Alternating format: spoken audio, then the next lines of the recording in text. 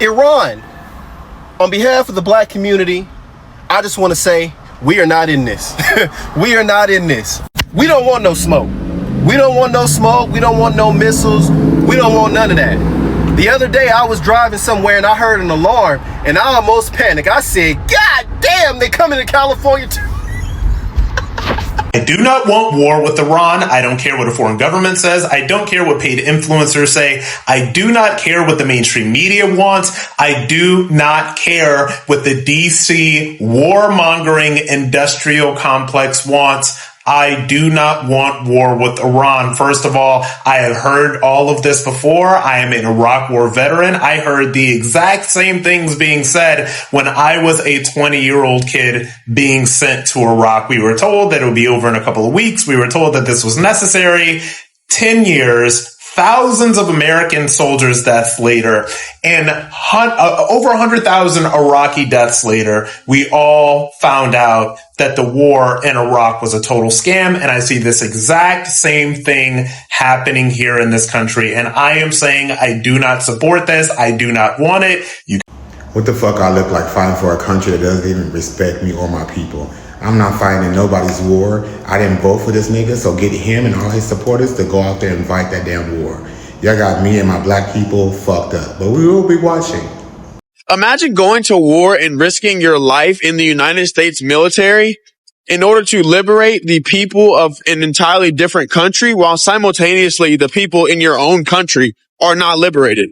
I have been seeing some black people in America putting it out there that we, the black delegation, have nothing to do with what our American government and American military is doing to support Israel as they attack Iran. I fully agree. We, the black delegation, have absolutely nothing to do with what these white people got going on in DC and otherwise. We do not agree with it. We don't stand with it. My literal first name, my government name, is the capital of Iran.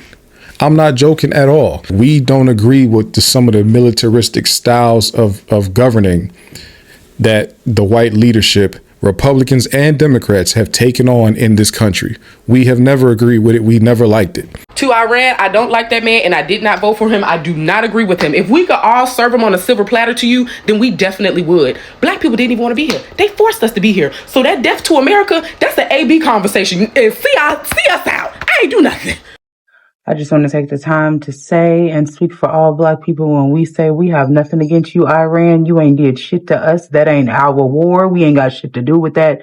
That's that nigga and his people. So come for that nigga and his people, okay? Because we ain't got shit to do with it. We are not at war, motherfucker. Who the fuck is we? Every time some shit pop off, y'all say we are at war. Who the fuck is we? The only thing we are at war with is these high-ass bills, these bullshit jobs, Uncle Sam taxing our ass every time we get paid like a motherfucker, and our own mental health as we try to process this shit. Talking about some we. Who the fuck is we? Nah, fuck that. You leaders who have issues with each other, how about y'all step in the ring and settle it? And leave us the fuck out of it. Talking about some we. Who the fuck is bitch? So family, as tensions between the United States and Iran continue to rise, a powerful message is echoing across social media, across communities and conversations. This is not our war. Or this is not our fight. And this isn't just a random reaction, family. It's not just emotion, it's history speaking. Because when Black Americans say this is not our fight, they are not just responding to a single political moment or a decision tied to figures like Donald Trump. They are speaking from generations of experience, generations that have seen war up close, participated in it, sacrificed for it, and yet returned home to a reality that often remained unchanged. So now the question is different, family. It's no longer just what is happening between the US and Iran. The real question is, why are we being asked to fight again, and for what reason, really? And for decades, Black Americans have served in the US military at significant raids. They have fought in major conflicts, Vietnam, Iraq, Afghanistan, putting their lives on the line in the name of national duty. But after every war, family, many came back to the same struggles: inequality, discrimination, limited access to opportunity, and a justice system that didn't always protect them. And so now, as talk of another potential conflict grows, many are pausing, they are questioning, they are refusing to automatically align themselves with a decision they did not make. Because for their perspective, family, this isn't just about foreign policy, it's about accountability. What exactly are they being asked to defend? Is it freedom? Is it security? Or is it something more complicated, something rooted in political strategy, global influence, and even power plays that have little to do with the everyday lives of ordinary people? Now, this is where the emotional weight of the moment becomes impossible to ignore, family, because refusing war in a country where patriotism is often tied to military support is not a small statement, it's a bold one. And so it challenges the idea that loyalty must be unconditional. It questions whether sacrifice should be automatic. And most importantly, it forces a conversation that many would rather avoid, because historically, family, questioning war has often been framed as unpatriotic.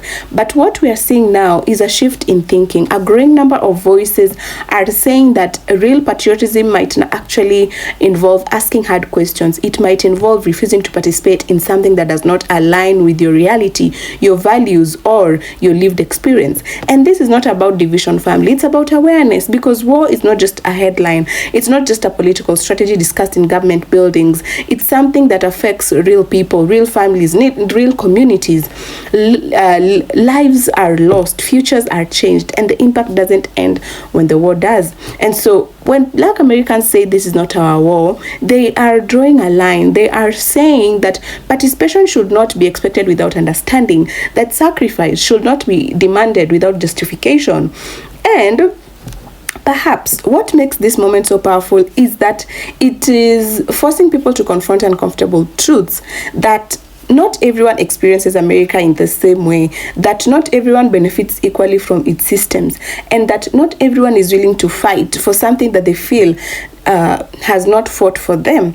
And of course, not everyone agrees. There are different perspectives, different beliefs, different opinions on what duty and loyalty should look like. But what cannot be ignored, family, is the growing volume of this particular voice, the voice that is choosing to question rather than comply.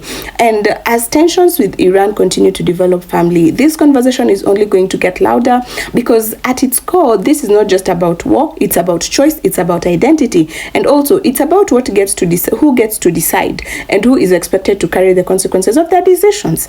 And right now, family, more people are beginning to say we are not going along with this without asking why.